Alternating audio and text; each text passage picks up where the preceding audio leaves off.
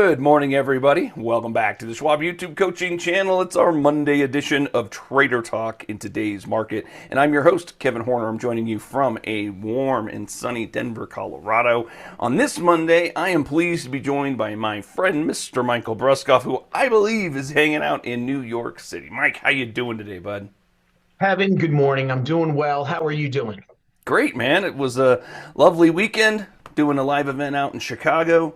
Always love getting to those events, as you know, and I'm just looking forward to getting down to business here today. We had last week was kind of interesting. We kicked off earnings, and this week we've had already some interesting moves, particularly as it related to oil. At least that's what I was watching. How about you? Looking forward to talking a little bit about oil and the markets with you as we go on.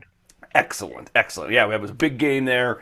Hey, everybody, we are also joined in the chat by our fellow coach, Brent Moores. Say hey there. Brent will get the comments and questions that Mike and I might not be able to, but we always keep an eye on things there, so please feel free to post for the entirety of the show. We go about 45 minutes in total. You can follow us on X. We're available for you there as well, and I also post on LinkedIn periodically, so be sure to follow me there. Check out any posts you might find there as well. Let's go ahead and get to our disclosures so that we can move into the topic at hand. So first of all, remember that everything we cover for you should be considered informational and educational only. We do not make recommendations. We're not endorsing a specific approach to trading here in the marketplace. What we will be doing, though, is bringing to the table technical analysis, concepts, and strategies traders might be using themselves. Whether or not you choose to use them, obviously, that's entirely at your discretion.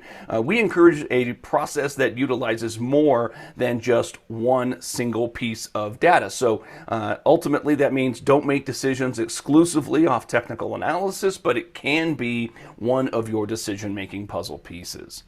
Now, in terms of our agenda here, we take a top-down approach in which we'll start with the major indices. We work our way through industry groups, sectors on the move, and some of those potential areas, like we talked, oil, that are important to check on as well. So plenty of charts to get to, some news topics as well. Let's jump right in here. Mike, we have been in what would many traders would call consolidation. Are you watching essentially the same things that the rest of us are as it relates to the SPX specifically here? Gavin, I think it's a little more than the SPX. I see a lot of consolidation across many sectors of the market. But yeah, I think right now, working off a really, yeah, I mean, look at the chart you just had right there, right? From March 23rd till, talking to you now, almost 3.5 months later, not even, right? Yep. A tremendous move upward in the market. So if it were to work off an overbought condition, which is kind of what you're seeing to the right of what you just drew, I Yep. think, from the market's perspective, that's okay, right? Work off an overbought. I don't love that we get so overbought so quickly, but at the end of the day, I think the ability to work it off and not really get back, those 50% moves from that, I think that, that's a sign of a healthy market. Yeah, I agree with you, largely speaking. I mean, we looked at a 20% rally over what amounted to the course of 45 bars. So that means 9 weeks we rallied that strong. And then, since the peak, we have more or less gone sideways with slightly lower highs and slightly higher lows, creating that pinch that's happening with price action. And so, bullish traders look at this and will digest it and say, yeah, we've held up and made higher lows along the way. First higher low here, and then another, whoops, let me make these some lines if it'll let me draw them in. But the point is, higher lows still, and even though we haven't made higher highs yet, the bulls are going to tell the story that the higher lows are the optimistic view that we need to be monitoring. The bears are saying things like, well, yeah, but we haven't managed to move to new highs, so how can you validate any of the trend if we aren't yet making new highs? So what we're looking for, Mike, of course, can we get through that most recent short-term level that's acted as resistance? This is about 75, I think, and would be a level that some traders would say, hey, that's going to give us a little bit of enthusiasm if we can push through it. So Kevin, today, oh, go ahead, Mike. No, no, I agree with. Go ahead. I didn't mean to jump in on you. Go ahead. Finish No, no, up. I was gonna. If you got more on the SPX, I'd love to hear it. No, I was just going to say to you, if you make that case, hey, the Bears, hey, we haven't made new highs. I would go with the case, not that I'm bullish or bearish. I would go with the case you're entering a big part of the earnings of the S&P 500 Hmm. this week. Right. So some singular components, formerly known as the Mag 7, those big guys could really move the index. Right. We have Sure. Tesla this week. We have Alphabet this week. Those, I'm not saying they will, but they have the possibility, if they have a blowout quarter on earnings, to kind of drive the market to those new highs. Not saying they will, but they have that capability. Yeah, it's a great reminder, Mike, because earnings windows are really what the market moves are built on. There's been a lot of questions about whether the rally we've undergone is valid. And the truth is, Mike, when we look at the returns in price action, it largely follows the expectation of improving earnings. So companies like, I'm just going to pull up a couple, Micron and SanDisk, which everybody's been watching for a while as they've become extremely volatile, they didn't move multi-hundred percentage points in price action on smoke and mirrors, Mike. They moved on expectation of earnings and the results of most recent earnings quarters. And I think this is an important reminder that earnings will tell us whether these expectations have any validity. So this is an important window. You absolutely are right. Tomorrow we've got a lot happening pre-market. This is the SPX specifically, everybody. So what I'm using is the Market Watch tab, calendar, and then I've gone to the gear icon to tell it I want to see only the S&P 500 stocks that are reporting this week. Now you can obviously utilize this to look in the NDX if you prefer, or the Russell 2000 if you prefer. The point is, spend some time knowing which of these companies are reporting and how that could impact the broader market. The bigger the company, the potential greater impact on the rest of the market here, Mike. Great stuff, as always. We should also talk, Mike, briefly about, I'm not sure how Textron got in there, but let's do this. SPX equal weighted. The equal weight move here, Mike, has been pretty interesting to me. Look at where we reside as we speak here. We've got that 20-day, I got a lot of lines and details drawn in here, of course, Mike, but the 20-day moving average, super supportive since we broke out of this deep V cup and handle, huh? No, yeah, listen, I think when you look at the equal weighting, it puts more bearing on, I'll say, the breadth of the market, right? We're getting more than just the big Mm-hmm. guys kind of running. And that's exactly what you're showing there between the two charts that we just looked at, right? We were kind of stagnant on the Yeah. S&P 500, I'll call it regular weight. And if you go with equal weighting, right, of giving them equal weighting, you're seeing that, hey, right, we're almost at all-time highs. We're in a positive trend here. We've got those higher highs. Look at those little arrows. We've got those higher lows where those little Yep. blue arrows that you drew on there, right? So that's a positive case. And I think, I don't know that either one of us are sensing a negative or a positive feeling, but I think you can see that the market is building some momentum and there's Mm-hmm. some sustainability behind there. It's not just one or two stocks building it up. Mm-hmm. I think that's the takeaway. And as you said, yeah, I'm not going to be here to espouse whether I am bullish or bearish, because the truth is, in a consolidative window like we've been seeing, I'm neither, Mike. I'm waiting for some insight from the market to dictate my next view of things.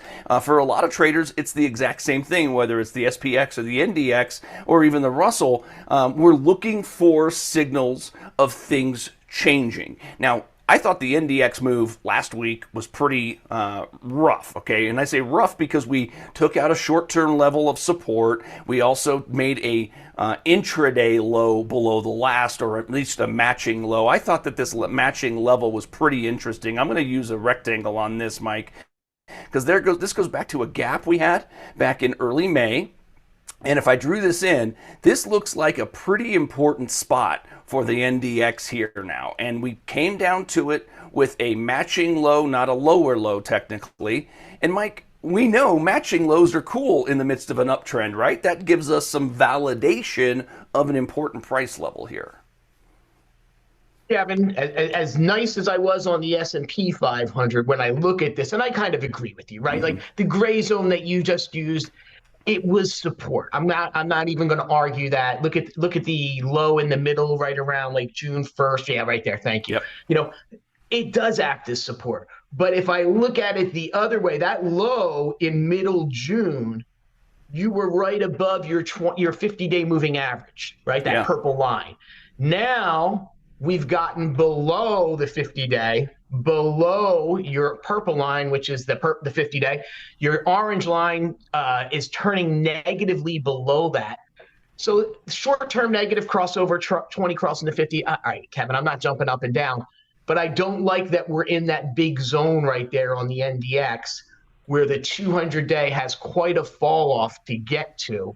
We rallied on, a tremendous rally as we just talked about on the S&P 500, which was really driven by the Nasdaq stocks over the last few months.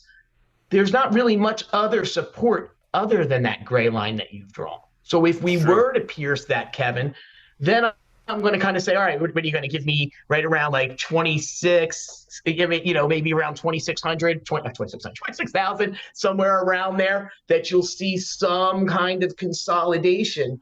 Mm-hmm. So while I was okay on the S&P 500, I'm a little less, I don't want to say negative, a little less optimistic about where we're sitting with the NDX right now. So, okay, Mike, so what you're suggesting isn't something that says I can't have to change viewpoints anyway. What we do know is that a trader who's trying to be objective in a view of these trends might say, okay, now that we're below the 50 and 20 confluence for what is 3 consecutive sessions, the odds of lower prices are increasing as opposed to the odds of higher prices decreasing. It doesn't mean that we aren't going to find this to be supportive and we're not just going to get right back on trend, which certainly could happen. But the breakdown leads traders to think, okay, now I've got a greater risk for more downside than I had just 3-4 sessions ago. I think it's fair to suggest that much at least. Thank you, everybody, for your patience. Sorry about that. Got kicked off of the Zoom real fast. Hey, we were talking about utilizing these breakdowns not as a definitive, oh, this is going down, but rather the odds are increasing for more weakness with some of these breakdowns, and how we traders choose to manage that is based on our preferences and our own trading plan. As we were getting back in gear here, I noticed somebody in Universe mentioning the 100-day moving average could be supportive here. Let's check it out. I love that idea. Always important to utilize your various moving averages. We have the 100-day beneath us still, but absolutely could be that area for potential support, Mike. I'm a little bit of the belief that when we break down from the moving average that was so clear for us, in this case the 50-day, we often find support not at the next trend line moving average, Mike, but commonly at an area of horizontal level. And that's why I thought that this ledge called out to me so much. But do you find that to be the case, or is that maybe a little off in my assessment? Oh, I don't think it's off. I mean, if you go, I was kind of doing the same thing. If you just look where your gray line is, go down about 1, 2, 3, 4, 5 candles. Yeah, right there. I was calling it the same thing, the same horizontal support that you might say that you see there. I might use that. I wasn't reading the right number. I was saying around 26,000 earlier. But yeah, listen, I agree with that. And the suggestion of the 100-day moving average, right, kind of comes into that, spot right there where they're going to kind of be at the same spot. Yeah, I'll use that. The one thing I don't love is changing my moving average as the trend starts to change every couple of seconds. If I use the 100-day every day, then that becomes my signal. If I use the 250 every day, that's my signal. If the trade's going wrong and I need to adjust my moving average to justify what I'm doing, no, I don't like that. So I like the 100-day moving average. I don't like changing it if I'm always using 50, 20, 50, 200. Now I throw in the 100. Mm-hmm. That's where I change it. If I always use the 100, I'm okay with that. Mike, I love that comment because what you're talking about is confirmation bias. Don't find yourself just going through all your various studies to say, aha, I found the one that tells me that the level I want to be support can be support. That's confirmation bias. We need to work past that. And what you're saying is stick with what works for you in decision making. And then if those levels that you've been using get violated, well, then you have to use that as new information that may need you to take action thereafter. That's a great reminder of what we try to do, Mike, with technical analysis. We say it all the time. It doesn't predict the future. It helps us understand how we should consider managing our risk. Mike, let's talk about the Russell here, small caps.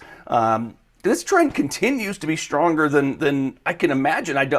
It's just way stronger than I expected all along the way here, Mike. We pulled back to the 200-day in late March, and it's just taken off and held the 50 every step of the way, even though yields have continued to be elevated.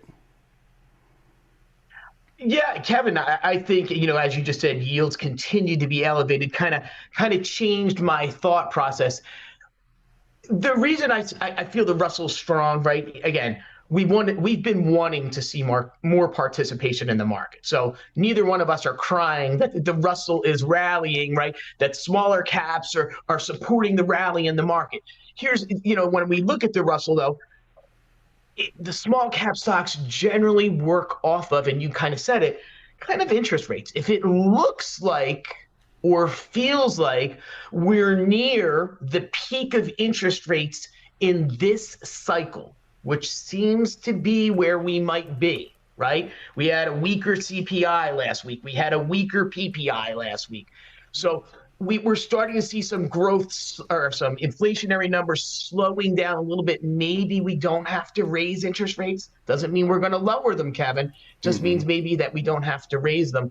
And I think that the market's trying to get in front of that, right, wrong, or indifferent. And that's why we're continuing to see the Russell kind of push to new highs. I think that's right, Mike. Again, this is one of the hardest parts because as a trader who understands the relationships, I'm a little bit confounded by it because we've got traders on the yield side suggesting, okay, yields have to rise. We expect the Fed to hike rates by the end of the year. Excuse me. What I mean to say is that's how traders are positioning in yield expectations, that by the end of the year we could see as many as 2 rate hikes. Is that maybe 50 basis points higher than we are today? And yet the groups, Mike, that suggest that have that clear relationship or maybe an inverse relationship with higher yields are not validating that viewpoint, Mike. It's not just the Russell. Russell moving higher in the face of higher yields is a positive as I see it.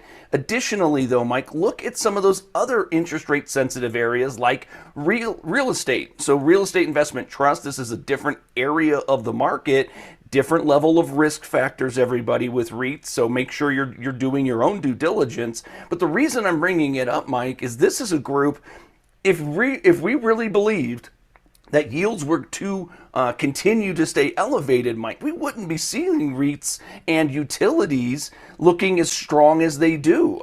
This is what is kind of leading me to believe as well that yields may very well come down as opposed to continue to stay elevated. Am I off base here?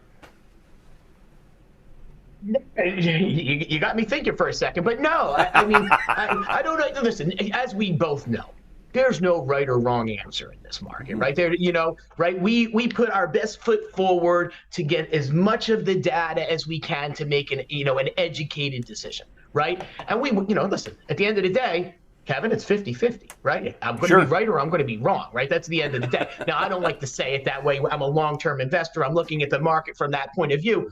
But if you look at right now, you have what on here? Yields again? That's yep, the yield? This is utilities now. This is utilities, right?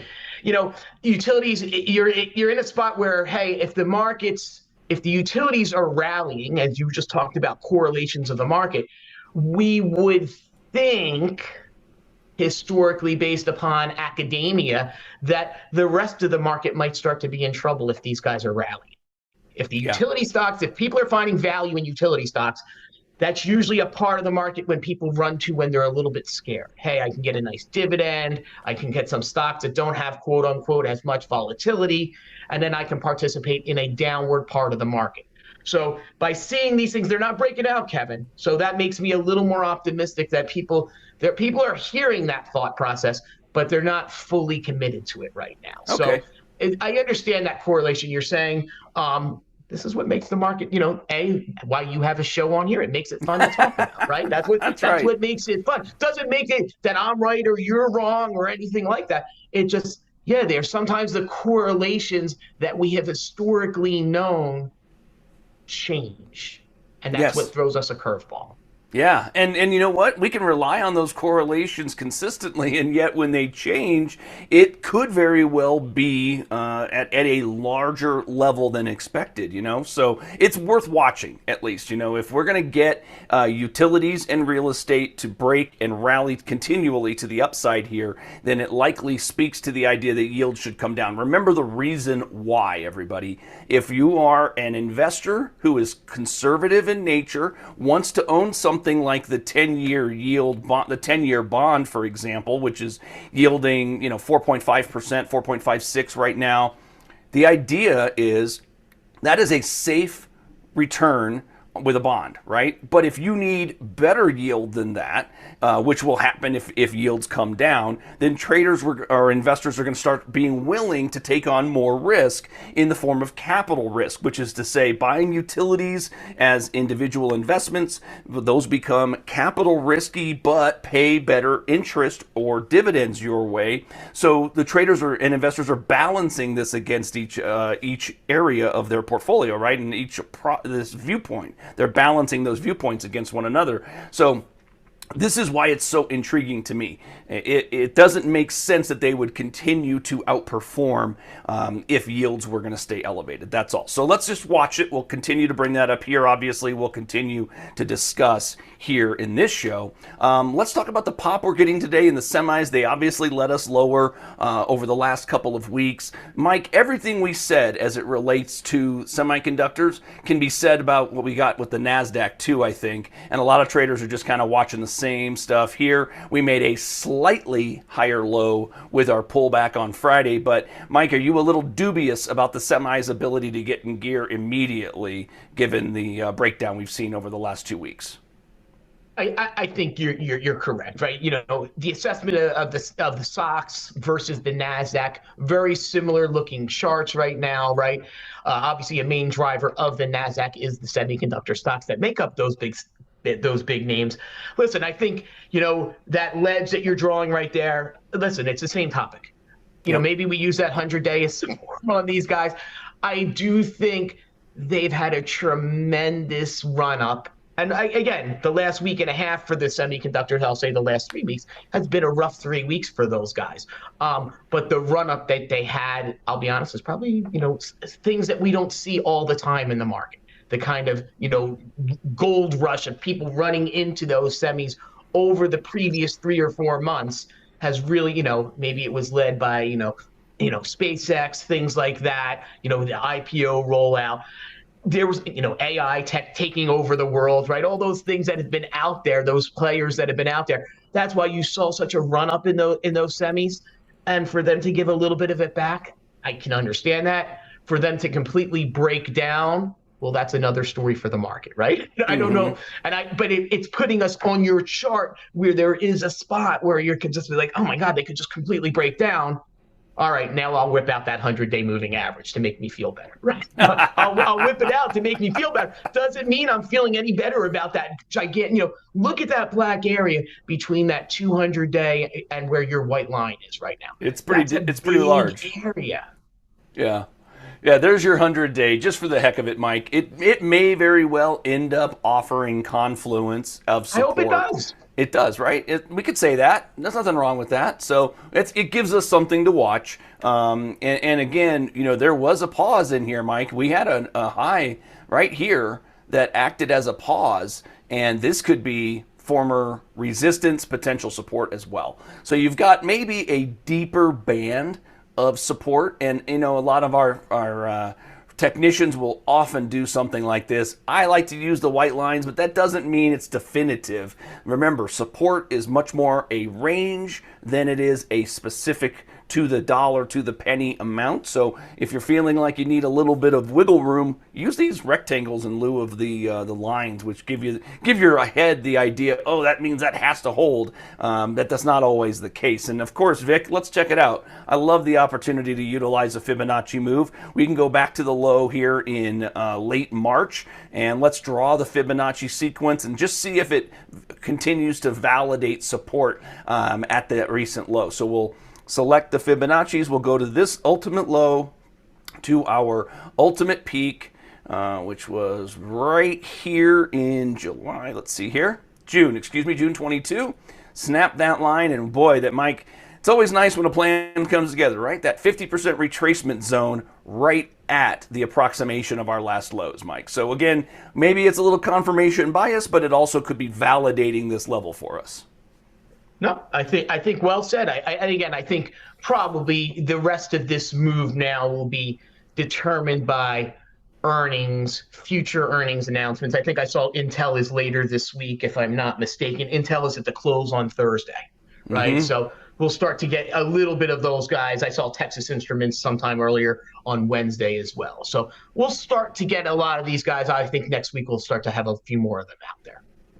So, Mike, we're going to kick it off of the semis, and we're going to talk about oil here. Oil had made a pretty big move in the last week plus off of those lows. We are going to use the futures symbol here, everybody, /CL. We are not advocating for futures trading, though. We are utilizing this just as an understanding of price action. Remember, you can trade futures at Schwab. You do need to be approved to do so, though. So make sure if you're interested in doing so, you're following all the necessary steps and going through the requisite process to be approved for futures trading. Mike, we've been talking about the breakdown as a significant breakdown, of course, but the rally that we've seen this week probably put a little bit of added fear back into the mix. The last inflationary data we received was improving, of course, and now that we've seen rallies in oil, the potential exists for some of that data to come back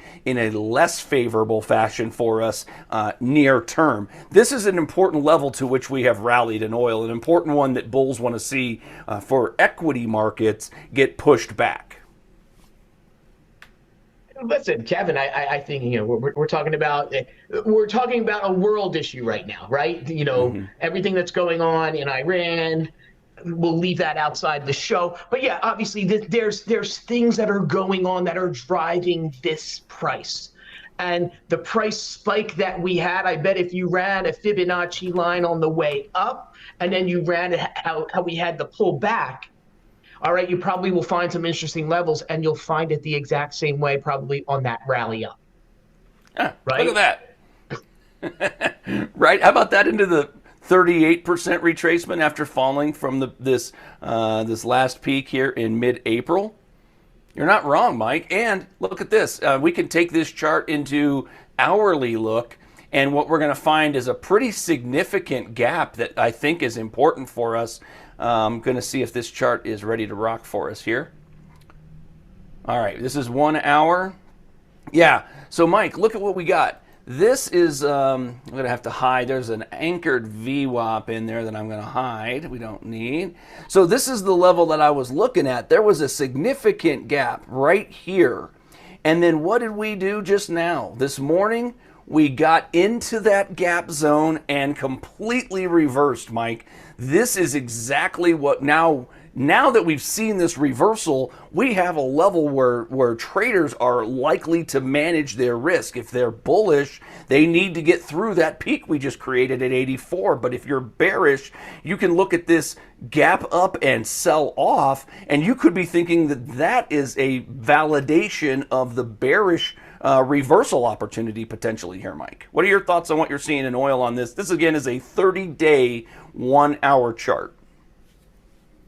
You're making a nice cup with handle right there, that's for sure. You look at that pattern, right? But again, that's an hourly pattern. What did you say? This was an hourly chart. So but it is a nice base. You can see the handle with the cup trying to form right now. But Kevin, as I look at the price of oil and whether 81 is, 81.56 is the right price and it's going lower from there or it's going higher. One of the things, and I don't want to take you off topic, but I look at the VIX in the market and the VIX is still laying at lows. So for oil to start to kind of pick up some kind of volatility, market's kind of complacent right now when I look at that VIX. Sure. Not really seeing much of a spike above where we saw it in March. Look at the spike in the VIX, the volatility, and then we had that huge spike in the price of oil correlating to that. Now we're getting a spike in the price of oil, not necessarily in the spike in VIX in the volatility index. So while I see it, I am concerned. I don't like paying more at the pump. I just had to fill up my car earlier this morning, Kevin. Don't like that. But realistically, from a chart perspective, an investing perspective, maybe we're finding a little bit of the equilibrium out there, right? We had the huge spike up. We got a sell off. We get a little bit of nervous news late last week, and now we start to see the same spike back up. 9 straight days of, I'll say, us firing upon Iran. Yeah, the oil should spike up a little bit. I would think that it would. Maybe it's not even as much as you would think. Yeah, that's a good point. Let me see if K Brown's asking about the cup, so I'm going to try and get my oil symbol back in there here for you guys, and we'll go back to that hourly to highlight it for you. And I'll even clean up the chart a little bit.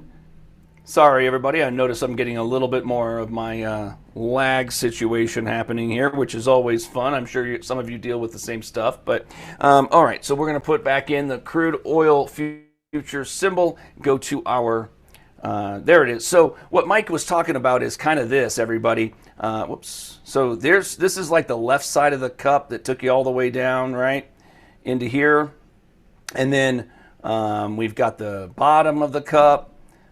And then the handle is essentially this. And the fact that we are, right at the handle, we broke upward, and you would have expected that to maybe lead us with a continuation move, but instead we've been pushed back from it. So this is what we're looking for. Mike, if Mike's assertion of a short-term cup and handle is valid, well then the white line here at 79 is the number that we need to monitor, because that should act, if it's bullish in nature, which is what the cup and handle implies in this case, then it should hold that 79 level. But back below it will invalidate this potential cup and handle, and we could then see that the lows we've experienced already become the area around which we begin to continue to trade thereafter. So that's why 79 now is so important for us as it relates to oil. I hope you can all see that there, Kay. Hope that helped out in the explanation a little bit. Okay.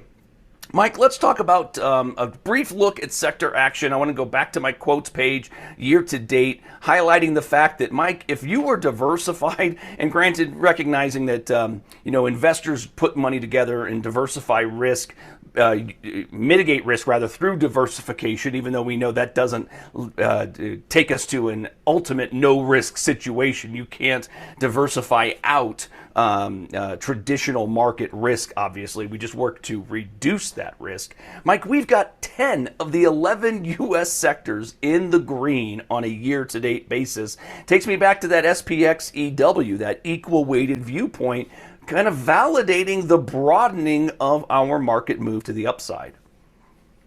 Kevin, we could have worse problems, right? That's a good problem. Yes. Like we said, everybody's participating. This is really shown on that equal weight chart.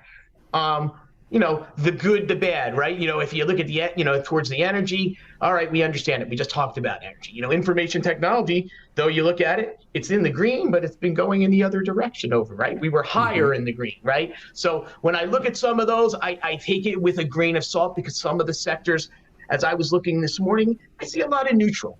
I see a lot of neutral sectors right now. I don't see anything horribly bearish out there. I don't see anything, I'll say, over optimistically bullish. I see a lot of kind of what you're showing on the screen. Everybody's participating, which, as I'll say, as market, prognosticators, we like that, right? Everybody's participating in the market. It makes things more interesting for us, not to just talk about the same 5 stocks. So I'm actually happy with a broad-based rally from the way you just showed it. Not that the market's rallying this exact minute, but yes. Well, it just reminds us, Mike, that we get the crowded trade frequently, right? When we get to the point of leadership in one or two groups, it becomes crowded. It's nice to see that leadership is expanding to more than just technology. Energy with a brief bounce. I love looking at some of these that have been terrific, like the industrials. What a great chart here, Mike. And I say great because it's just speaks to technical 101. I'm not suggesting that this is the area to throw money at, but what I like about it from the trend standpoint is the idea that you have some basic technical concepts to play with here. Number one is the breakthrough resistance. What happens when we break resistance, everybody? We get rallies and then sometimes pullbacks. Well, we've gotten the pullback. So number two, the pullback to an area of former resistance, potential support. It happens to coincide with the 50-day moving average there, Mike. These types of patterns, the more you see them, the more comfortable you become in taking your chances to participate in them. So noticing this in industrials has been a real insightful viewpoint here, Mike. Is there anything else that you're paying attention to? I mean, I know this chart probably speaks to you a little bit as well, but what other sectors are you really keeping a close eye on here?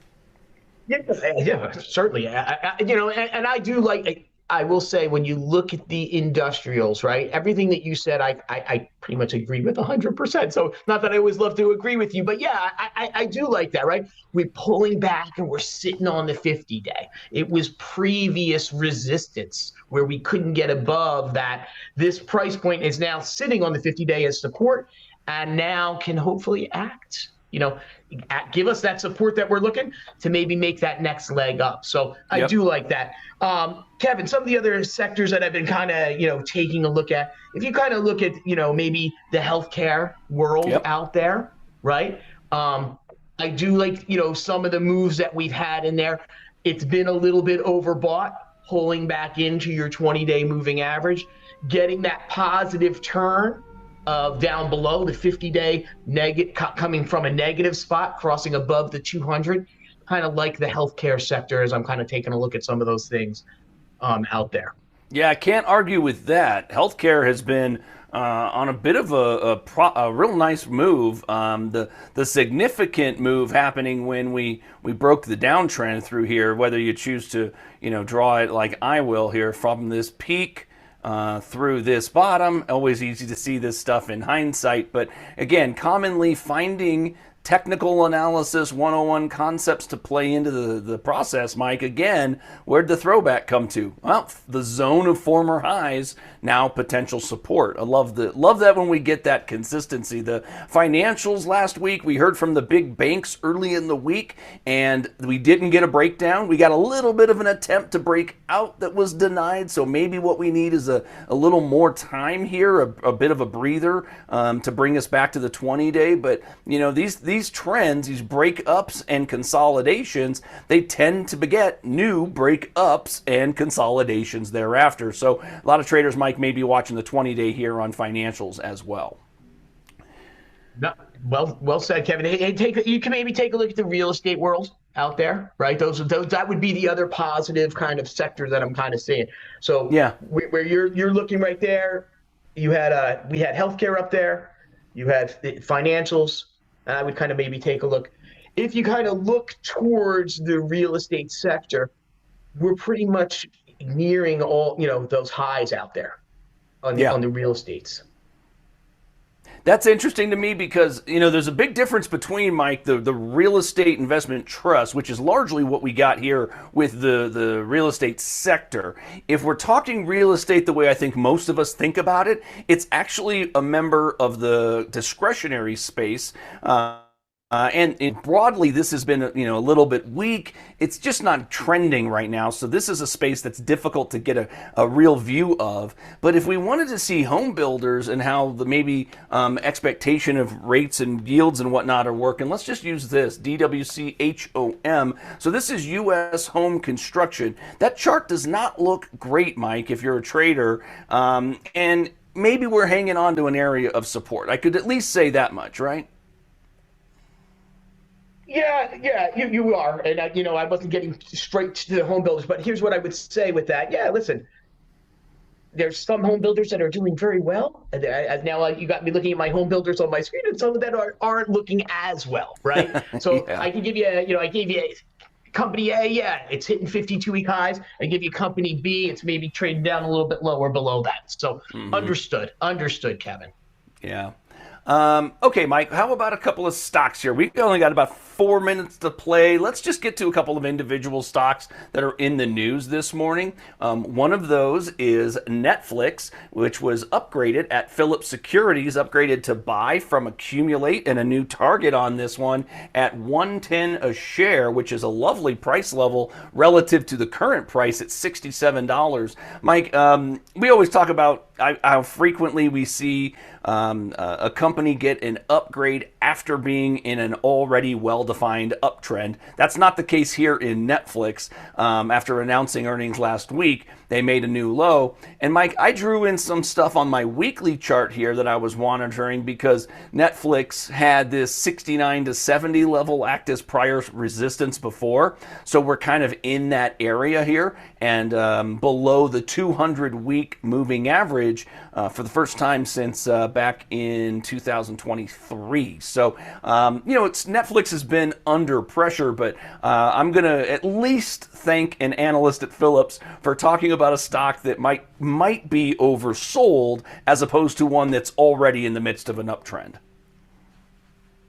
Kevin, I was going to pick on you because I love you. Yeah, you just had the year. Like what was that chart that you just had? Yeah, the right weekly. There? That was the weekly chart going back 5-year weekly chart, and it doesn't look so bad, right? It doesn't look so bad. But now go back to your daily chart that you just had on there, right? It doesn't look as good, right? Right. So on the weekly chart, you kind of did what we were joking around about the moving averages, right? Yeah. It looks okay on the weekly chart. And if, as a long-term investor, maybe this is the opportunity to get into a stock, I'm just saying, such as Netflix. I'm not saying I'm buying it, but hey, I've been waiting a while, Kevin, to get into Netflix. The other side of it is from a chart perspective, no, I don't like that chart at all, right? Like, an island breakdown on earnings, you gap down. Today, we're an inside bar on that green bar. Slightly negative. It'll probably take a few days for this to filter out. But short, if I'm looking at it, call this a short-term chart, not jumping up and down about it right now. Yeah, in fact, I love what you mentioned. This is a great reminder. You mentioned it kind of looks like an island to itself.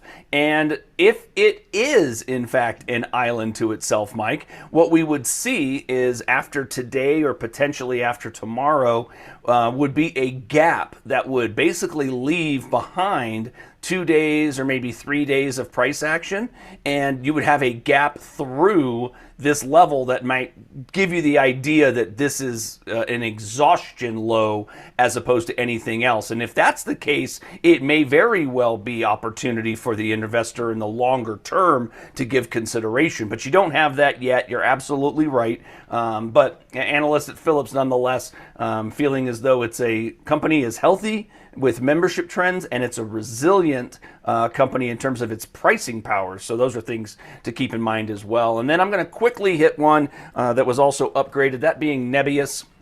Nebius was upgraded at Freedom Capital to buy from hold. New target here is at 200 a share, up from 159. Again, I'll reiterate the caveat that whether it's a measured move or an analyst target, none of these targets are guaranteed to ever be achieved. But it's always interesting to talk about increases to price targets and upgrades on expectations. Anything you'd like to make note of here, Mike, before we wrap it up?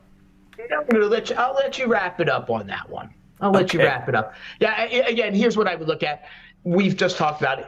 You're near that 200-day. So even though as that gap gets bigger, and we were talking about it on multiple things, this one you're already more than 50% inside that area below the 50-day moving average and above the 200. So that area right there that you just drew with the white, all right, we've already kind of leaned towards the lower end of the 200 versus some of the other things that we did look at today, Kevin, where we were we were below the purple line, but much closer to the purple line than we are to the blue line. Yep, that's a good reminder that, you know what, you don't have to be too fine in your approach. Everybody, a lot of traders and investors just find the closeness to the major trending moving averages to be supportive, and they deploy money at those longer range areas. Doesn't mean that it works every time, obviously, but that's a way that many investors, for the longer term viewpoint, will attack the market in their own process. So, Mike, as always, only get you once a month, but I always love having you here, man. I really appreciate you doing this. Thank you for doing so. Big thanks to Brent in the chat for managing things there. I hope we got to as many of your comments and questions as we could. I want to thank you all for joining and participating. Remember to keep it tuned right here. We are back at 11 a.m. Eastern. Our next class is on the cryptocurrency at that time. As always, thanks for being here, everybody. Hit that thumbs up if you liked our discussion, and make sure to follow us on X and or LinkedIn, and just, of course, be subscribed to the channel. So with that, have a great Monday, everybody. We'll see you all again real soon.